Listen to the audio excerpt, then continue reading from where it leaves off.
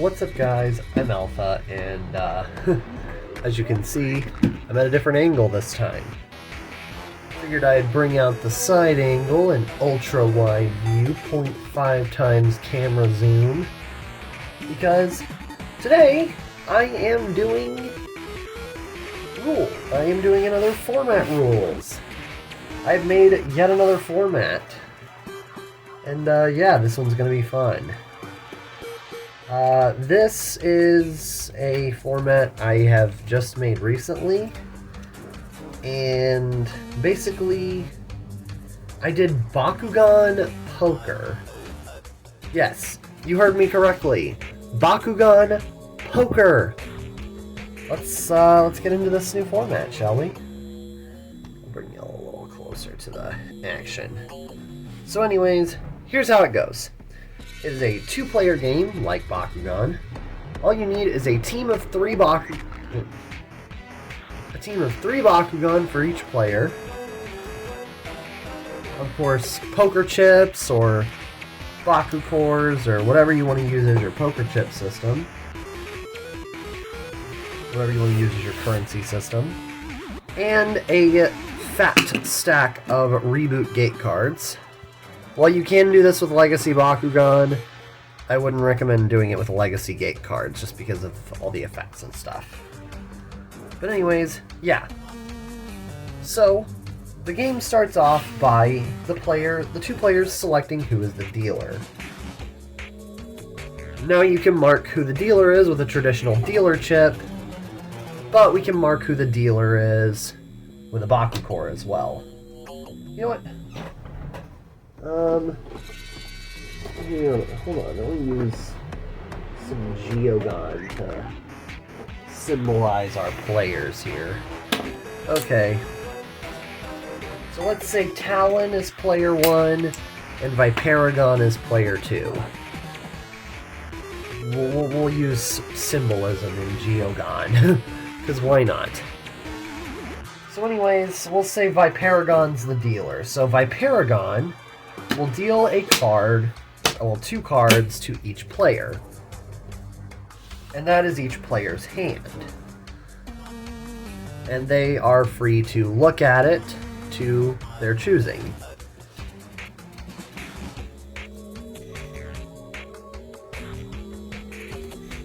And yeah, we'll start off with that. And then, based on what Bakugan they have and what cards they have and how the boosts affect their Bakugan, they bet on their likeliness of winning. Then in the middle of the field, the dealer will flip over 3 gate cards, making sure one is in the center. Making sure the final one's in the center. Now you bet your likeliness to win across these 3 cards. After you've done that, then the dealer flips another card, you bet again, the dealer flips a final card, you bet yet again, and now for the Bakugan part.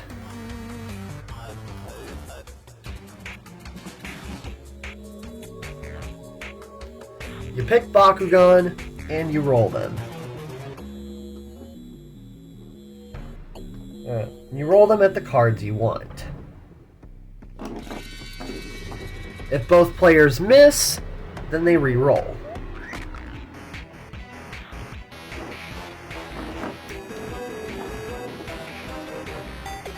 Come on.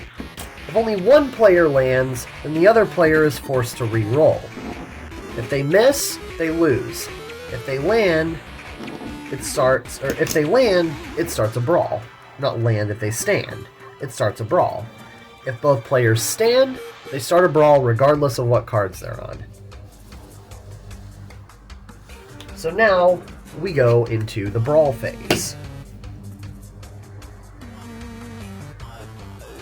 We got Mantinoid on the Talon Gate card, and Nilius on the Howlcore X Ramparian Gate card.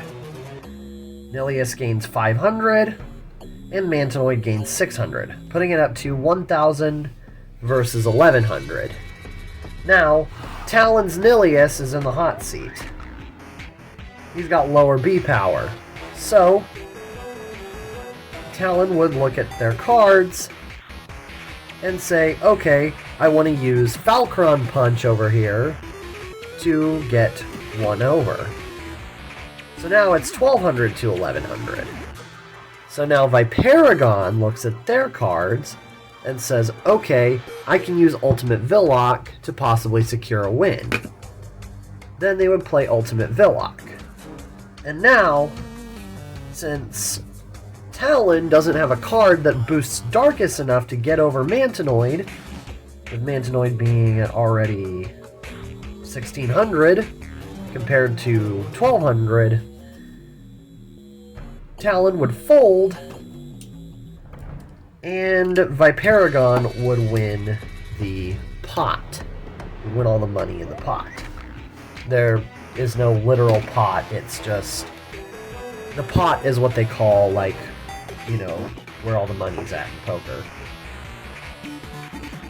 So that's basically how a round would work. Now you can win and lose in Bakugan Poker, of course. The chips are basically your life points. Let me grab my chips.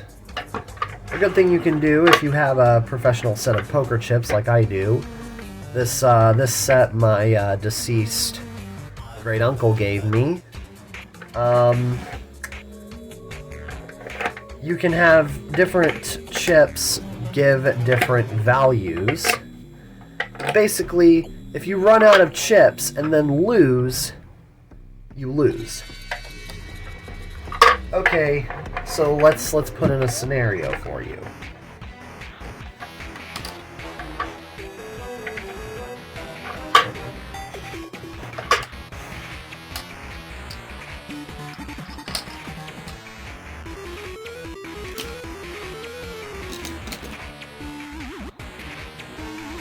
Ugh. I hate creating scenarios, it's so hard. Okay, so let's say, you know, it's 5th card. Oh, what's the point of putting these face down? Put them face up. You don't put your hand face up on the table, just by the way. So, let's say, you know, it's final card. Viparagon bets and Talon bets their last chip. Okay, well, now we roll. They both missed. Well, time to re-roll then.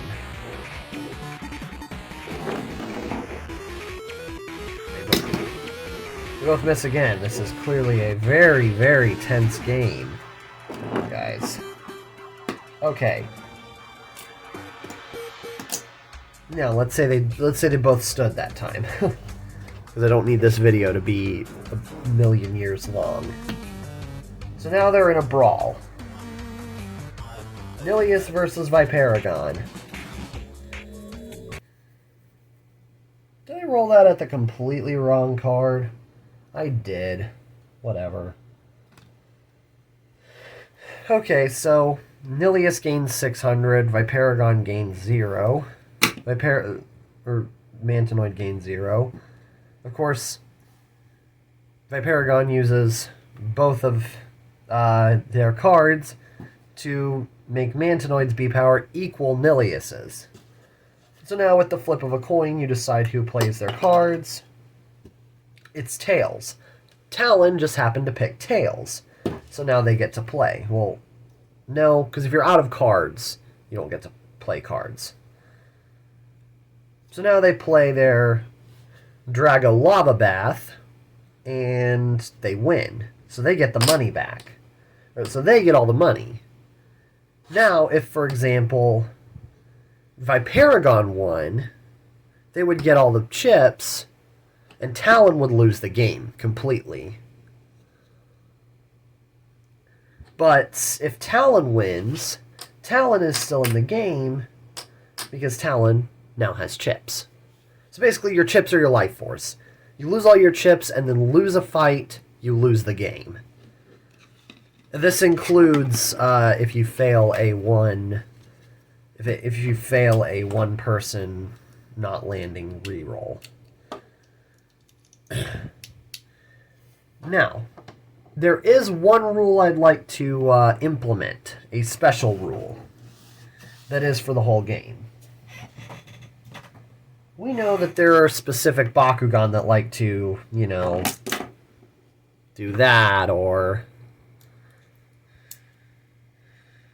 you know, I was completely not prepared to use Kodakor at all. Or, you know, do that. Or even perhaps...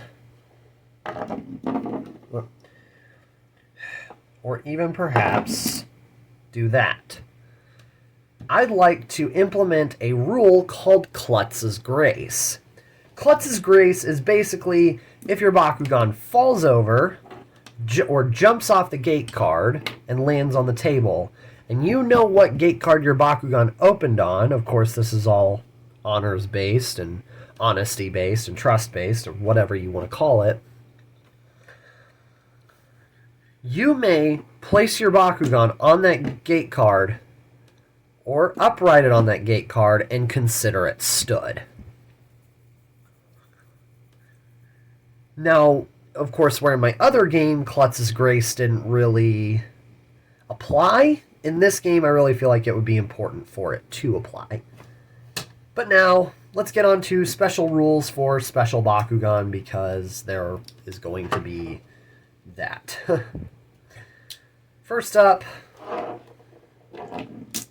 Ultras. You may, since Ultras do have the size advantage, with them being a lot better for card coverage, and, you know, with the whole jumping and stuff, they're very good card coverage and blockers.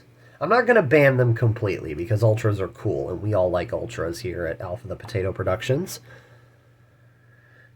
I'm just going to limit the amount of Ultras a player can have on their team. You may only have one Ultra on your team in any specific round. Or match. A round is every, you know, set of cards you play. Next up is Platinums. And of course, due to their advantages, being in weight and blocking power, I am going to say, again, you may only have one on your team. Now for Novas. My ring light is so powerful, it cancels out the light on the Nova. Hold on. Novas. With Novas, they just light up. So don't bring them to a battle against someone who has photosensitive epilepsy. But yeah, you can have as many Novas as you want on your team. Next up are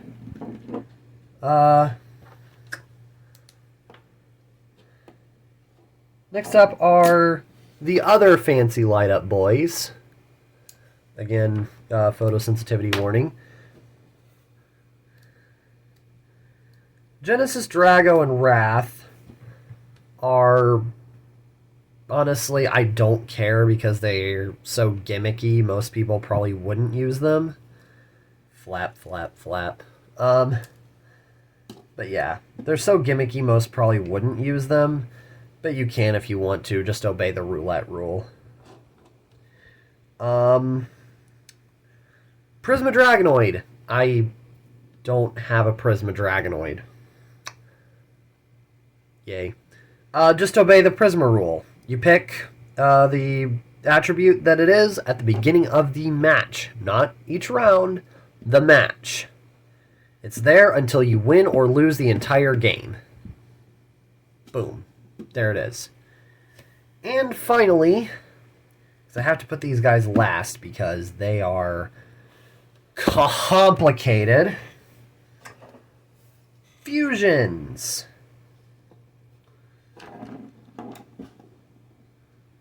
Why must you be this way? Why must you be this way, Clopolion? There we go. Fusions. Since, of course, fusions are dual faction, they will take the highest bonus for their faction. So, for example, I guess I'll give you a positive and negative example. On Drago Punch, Pyrrhus gets 800, Chaos gets 400. Pyrrhus, Chaos, Cloptorex, Apollyon would take Pyrrhus over Chaos. It takes the highest of its two attributes. For negatives, it'd take the least negative. It would take the best, of course. So Chaos gets 0, Pyrrhus gets negative 300. It gets minus 300. It would take the Chaos bonus there instead. Now, this is, of course, a ruling represented by... this is, of course, a ruling that I am bringing over from Jet Kuso's format, Bakugan Melee, because it's just a really solid rule with fusions. If they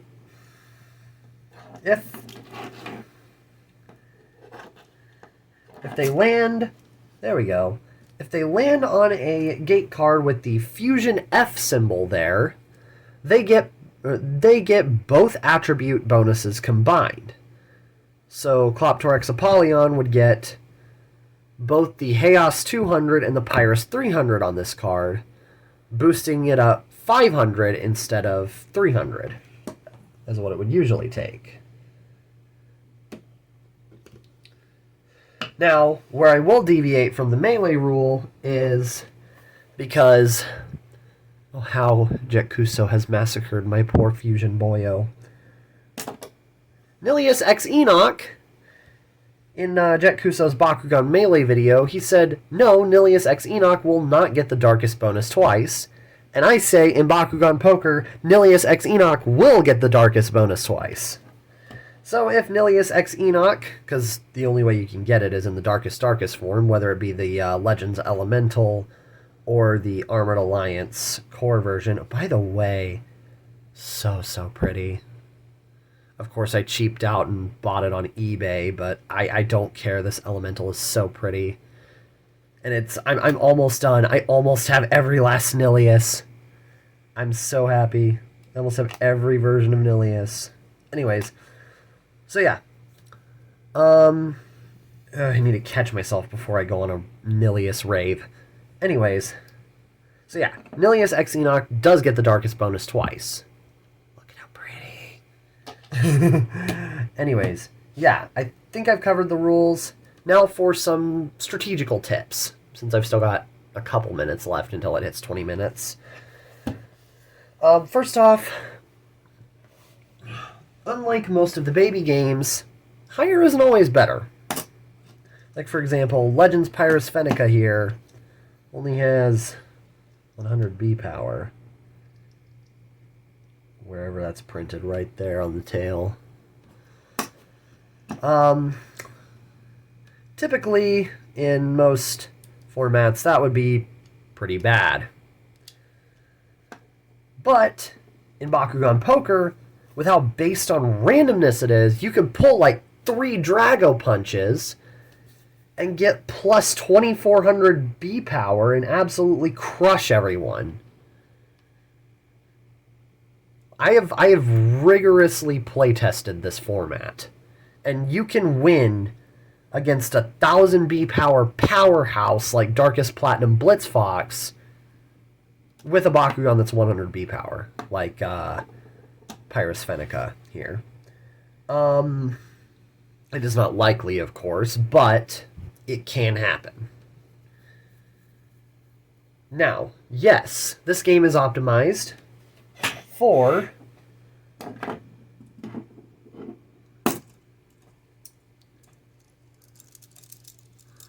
Legacy Bakugan as well. I'm trying to do the arm jangle thing with Raisinoid. But anyways, yeah, it is optimized for Legacy Bakugan, but they don't conform to quite the same rule sets. With dice throwers and stuff like that, go hog wild. It's like the Genesis Bakugan. They have their own, like, super crazy gimmicks. With, what's it called? I'm blanking out here. Heavy metals do not follow the same rule as platinums, because heavy metals are not that much heavier than other Legacy Bakugan. Their metal is only for weight balancing, for rolling strategy. So, and we're in an area where specific rolling strategies don't necessarily matter. So, you can have as many Vandaruses and Primo Vulcans and Delta Dragonoids on your team as you want.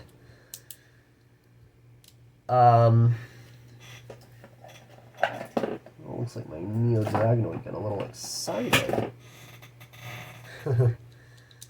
Anyway, I closed them wrong. Anyways, yeah. So basically,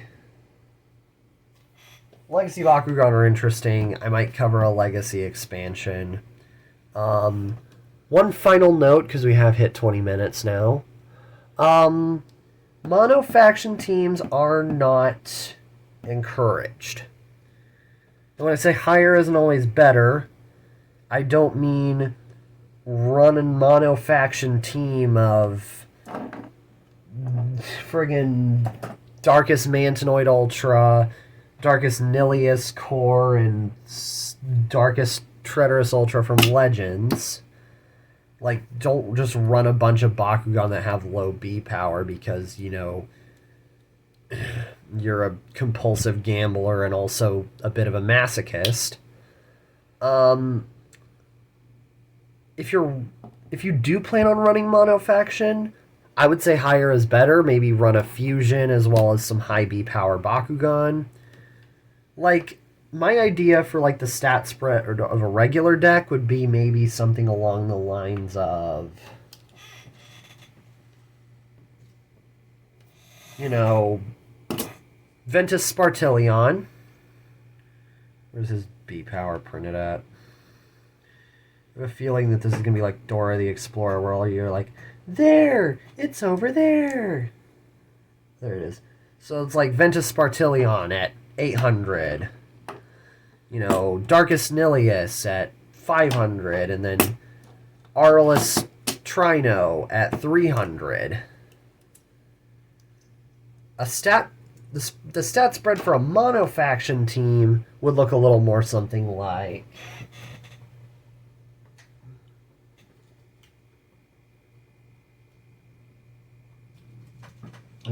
or my envisioned stat spread for a mono faction team would be Darkest Nilius X Enoch at 500, but it's a fusion, so it has those bonuses. Darkest Mythic Gortheon at 800, and Darkest Platinum Blitzfox at 1,000. I would recommend running higher for mono faction teams, as, you know, you're more likely to be better off even if you get screwed over one round in terms of boosts.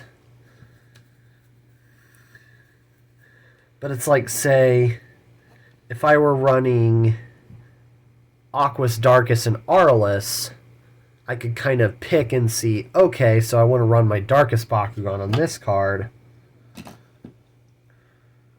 or I don't want to run really any of my Bakugan on this card,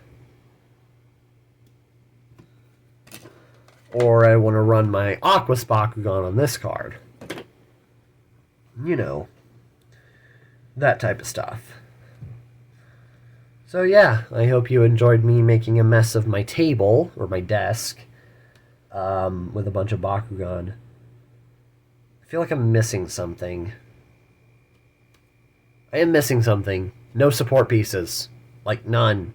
No Geogon, no traps, no battle gear, no Baku gear, no nothing like that. I mean, I did think of like you using a Geogon as like a boss or something, like when you run out of money, you play a Geogon and, you do battle with your Geogon instead of your regular Bakugan until you lose. Until you either lose or win, but like that could just be a house rule. Like you can make your own house rule set. I don't want to make this game too complicated. But and I'd like to make it, somewhat simple so you can kind of add your own little house rules into it, make it your own. But yeah, that will be all. Anyways, if you did enjoy, then please do leave a like and subscribe. Turn on notifications to be notified of future updates. And comment what your favorite type of chase figure is between Diamond and Elemental. I'd like to see your opiniones. And I will see you all in the next one. Goodbye. What's up? So, small little PSA. During the editing of this video, I hit 100 subscribers, which is extremely exciting. I'm actually very excited to hit this amount of subscribers. I'm just excited.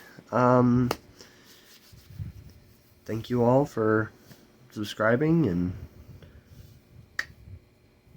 I would say consider this video my 100 subscriber special. See you all. Bye.